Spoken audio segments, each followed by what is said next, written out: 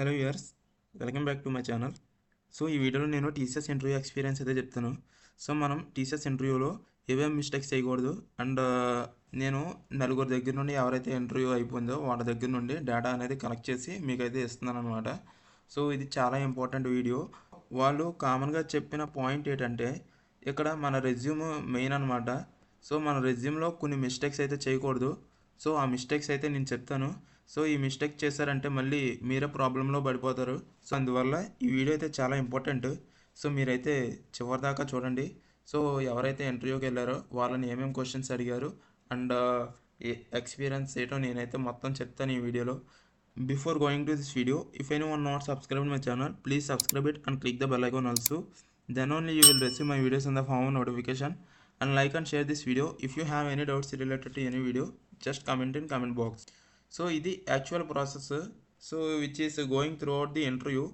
So మనకి particular time ఇస్తారు కదా స్లాట్, ఆ టైం ప్రకారంగా మనం అయితే ఇంటర్వ్యూ ఆఫీస్కి అయితే వెళ్ళిపోవాలి.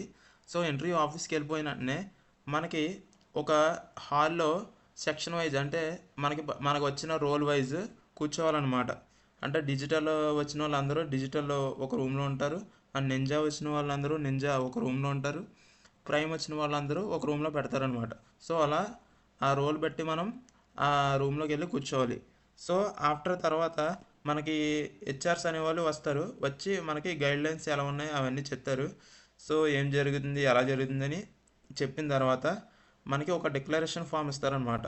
సో ఆ డిక్లరేషన్ ఫామ్ అనేది ఫిల్ చేయాలి. ఫిల్ చేసిన తర్వాత మనం లాస్ట్లో గూగుల్ డాక్స్లో అప్లోడ్ చేయాలన్నమాట. సో ఆ గూగుల్ డాక్స్లో మనం మొబైల్తో డాక్యుమెంట్ చేసి దాన్ని గూగుల్ డాక్స్లో అప్లోడ్ చేయాలి. సో ఈ డిక్లరేషన్ ఫామ్ అయితే మీరు ఫిల్ చేసిన తర్వాత ప్యానల్ వైజ్ స్టూడెంట్స్ని కూర్చోబెడతారనమాట. సో నీకు ఇచ్చిన టైము ఏ ప్యానల్లో ఉందో సో ఆ ప్యానల్ వైజ్ నిన్ను కూర్చోబెడతారు. For example 1 to 16 members, 2 to 21 members ఇలా అయితే కూర్చోబెడతారనమాట.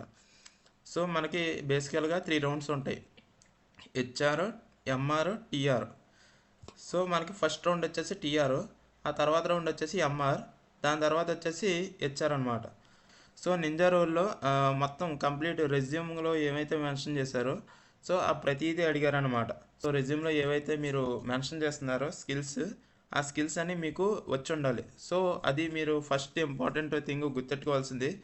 మీరు కనుక ఒకవేళ మీకు రాంది ఏదన్నా రెజ్యూమ్లో మెన్షన్ చేస్తారంటే అది తీసేయండి. సో ఇక్కడ మనకి నెగిటివ్ ఇంప్రెషన్ అనేది ఇంటర్వ్యూవర్కి కలగకూడదు.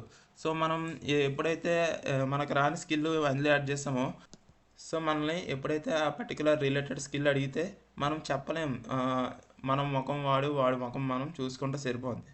సో అది అక్కడ నెగిటివ్ ఇంప్రెషన్ అనేది కలుగుద్ది వాడికి. సో అందువల్ల మీరైతే రాని స్కిల్ పెట్టకూడదు, మీకు ఏదైతే రాదో ఆ సర్టిఫికేట్ పెట్టకూడదు, అండ్ ఏదైతే ప్రాజెక్ట్ రాదో అది కూడా పెట్టకూడదు. కొంతమంది ఆన్లైన్లో ప్రాజెక్ట్ తీసేసి పెట్టేస్తుంటారు. సో అలా అయితే చేయకండి. మీరైతే చేసిన ప్రాజెక్ట్ మీకు నాలెడ్జ్ ఉన్న ప్రాజెక్టే పెట్టండి. సో అది చిన్నదైనా పర్లేదు, బట్ దాని గురించి నీకైతే తెలిసి ఉండాలి. సో అది మెయిన్ థింగ్ అనమాట. ఇక్కడ మనకి టీఆర్ వచ్చేసి ప్రాజెక్ట్ బేసిక్స్ అండ్ కాన్సెప్ట్స్ అడిగారంట, అండ్ ఎంఆర్ వచ్చేసి situation questions, background history and placement offers ఏమన్నా వచ్చినాయా ఇలాంటి క్వశ్చన్స్ అడిగారు. అండ్ హెచ్ఆర్ వచ్చేసి basic questions, personal information, relocation, night shifts ఇలాంటివి అడుగుతారనమాట. సో మనం ఇక్కడ గుర్తెట్టుకోవాల్సింది ఏంటంటే మనల్ని రెజ్యూము మన డిక్లరేషన్ ఫాము ఇనిషియల్గా మన దగ్గర ఉంటాయి. సో అవి తీసుకెళ్ళి మనం టీఆర్కి వెళ్తాం కదా, అప్పుడు టీఆర్కి ఎంఆర్కి ఇవ్వాలన్నమాట. సో ఇద్దరు అయితే పక్కపక్కన ఉంటారు. సో టీఆర్ ఫస్ట్ అడుగుతారు నిన్ను క్వశ్చన్స్. టీఆర్ అయిపోయిన తర్వాత సో నిన్ను ఎంఆర్ అయితే డిక్లరేషన్ ఫామ్ అయితే అడుగుతాడు అనమాట. సో ఆ డిక్లరేషన్ ఫామ్ తీసుకుని దానికి రిలేటెడ్ క్వశ్చన్స్, సిచ్యువేషన్ క్వశ్చన్స్ అడుగుతారు. సో ఇక్కడ నీకు టీఆర్ ఎంఆర్ఓ కంప్లీట్ అయిపోయిన తర్వాత డిక్లరేషన్ ఫామ్ అనేది వాళ్ళ దగ్గర ఉండిచ్చేసుకుంటారు ఒక్కొక్కసారి. సో డిక్లరేషన్ ఫాము వాళ్ళ దగ్గర ఉండిచ్చేసుకొని నేను బయటికి వెళ్ళిపోమన్నారంటే నువ్వు సెలెక్ట్ అవ్వలేనట్టు. సో అంటే నీకు హెచ్ఆర్ ఇంక ఉండదు, సో డైరెక్ట్ ఇంటికి వెళ్ళిపోవచ్చు అనమాట. అలా కాకుండా డిక్లరేషన్ ఫామ్ అనేది వాళ్ళు తీసుకోకుండా డిక్లరేషన్ ఫామ్ నీకు ఇచ్చేసి బయట ఉండమంటారు. సో అలా చెప్తే కనుక నీకు హెచ్ఆర్ ఉన్నట్టు. సో హెచ్ఆర్ అయితే జరుగుద్ది. సో అదైతే గుర్తెట్టుకోండి. మీరు టీఆర్ ఎంఆర్ బెస్ట్ బాగా పర్ఫామ్ చేస్తేనే నీకు హెచ్ఆర్ అనేవాడు కాల్ చేస్తాడు next. So otherwise no HR. So ఇక్కడ 3 క్యాండిడేట్స్ ఉన్నారు. సో ఫస్ట్ క్యాండిడేట్ యొక్క ఇంటర్వ్యూ ఎక్స్పీరియన్స్ ఏమేమి క్వశ్చన్స్ అడిగారో నేనైతే ఇప్పుడు చెప్తాను. యాక్చువల్గా ఆడియోస్ అయితే ఉన్నాయి, బట్ నేను ఆడియోస్ అయితే పెడతలేదు వాళ్ళవి. బట్ నేను ఆ ఆడియోలో ఉన్నది నోట్స్లో రాశాను. సో నోట్స్లో రాసింది అయితే నేనైతే చెప్పేస్తాను. ఫస్ట్ టీఆర్ఎంఆర్ అయింది. టీఆర్లో వెళ్ళిననే రెజ్యూమ్ అండ్ డిక్లరేషన్ తీసుకున్నారంట. సో ఈ క్యాండిడేట్ సైబర్ సెక్యూరిటీకి సంబంధించిన వాడు. నువ్వు సైబర్ సెక్యూరిటీ తీసుకున్నావు కదా, దానికి సంబంధించిన స్కిల్స్ ఏమీ లేవేట అని అడిగాడంట రెజ్యూమ్లో. సో ఇక్కడ ఇంపార్టెంట్ థింగ్ ఏంటంటే, నువ్వు ఏ కోర్స్ అయితే తీసుకున్నావో ఆ కోర్స్ గురించి నీకైతే తెలిసి ఉండాలి. నువ్వు స్కిల్ రెజ్యూమ్లో మెన్షన్ చేయకపోయినా ఏదైతే కోర్స్ తీసుకున్నావో ఆ కోర్స్ గురించి కొంచెమన్నా బేసిక్ నాలెడ్జ్ ఉండాలి. సో దాని గురించి కొంచెం అయితే అడుగుతాడు.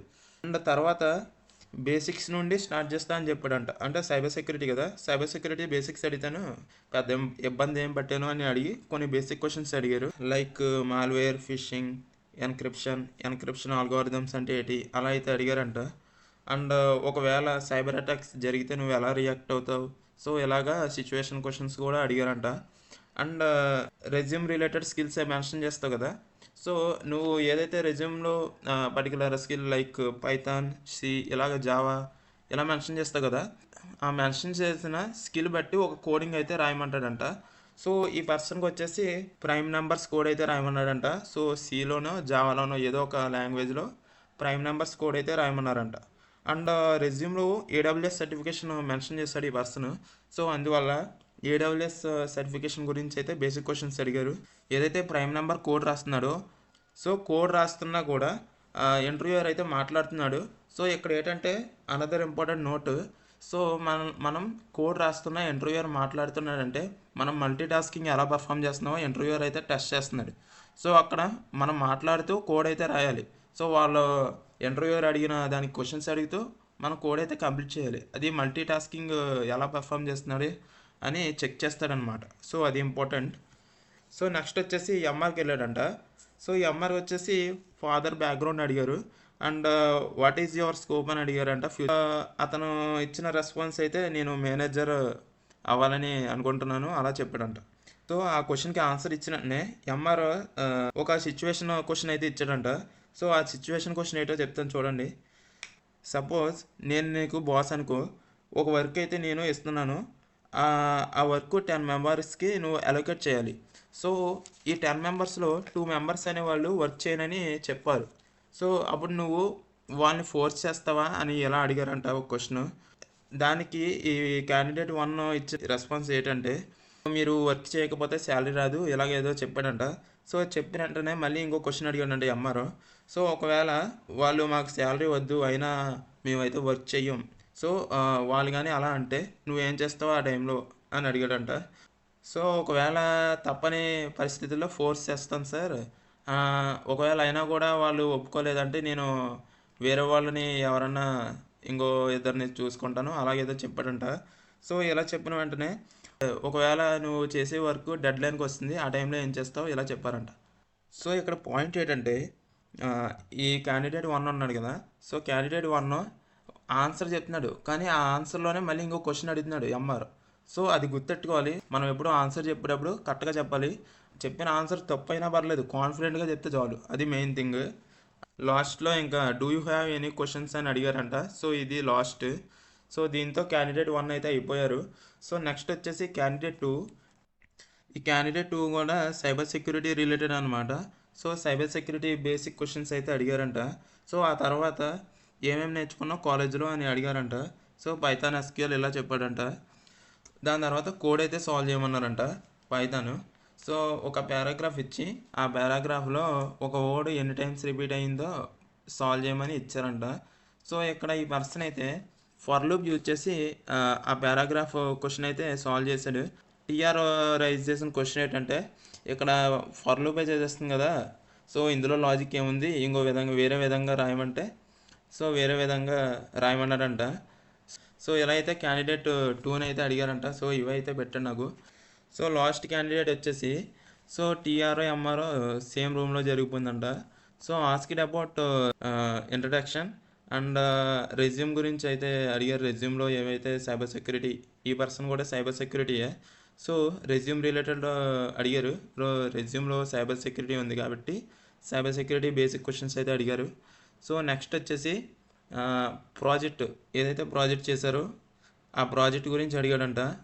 అండ్ ప్రాజెక్ట్ గోల్ ఏంటి ఇవైతే అడిగారు. సో ప్రాజెక్ట్ ఏదైతే చేశాడో ఆ ప్రాజెక్ట్ రిలేటెడ్ కోడ్ అయితే రాయమన్నాడంట. అండ్ కోడ్ రాయమని ప్రాజెక్ట్ నువ్వే చేసావా లేకపోతే కొన్నావా బయట ఏమన్నా, సో ఎలా అడిగాడంట.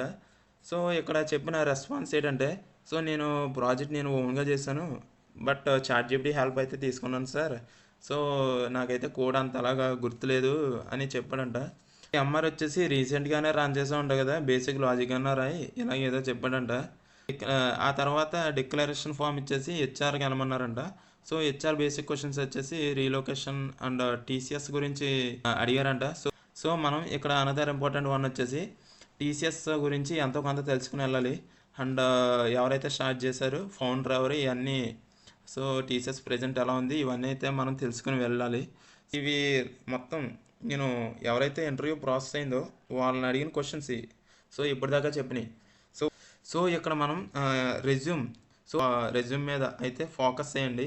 అనవసరమైన స్కిల్స్ సర్టిఫికేషన్స్ కట్ట పెట్టేయకుండా నీట్గా రెజ్యూమ్ నీకు ఏవైతే కాన్ఫిడెంట్గా వచ్చో ఈచ్ అండ్ ఎవ్రీథింగ్, సో అదైతే పెట్టు. టీసీఎస్ ఛాన్సెస్ ఎక్కువ ఉంటాయి అనమాట హైర్ చేసుకోవడానికి. సో అదనమాట, అందుకే రెజ్యూమ్ అనేది చాలా ఇంపార్టెంట్ అని ఈ 4 క్యాండిడేట్స్ నాకు చెప్పారు. అందుకని మీకు అది చెప్తున్నాను. లేకపోతే మనకి జరిగేది Baahubali verse Kattappa. So remember this. This is about today's video. If you are watching my videos newly, so please try to subscribe my channel and click the bell icon also. Like and share this video. If you have any doubts related to any video, just comment in comment box. Thank you.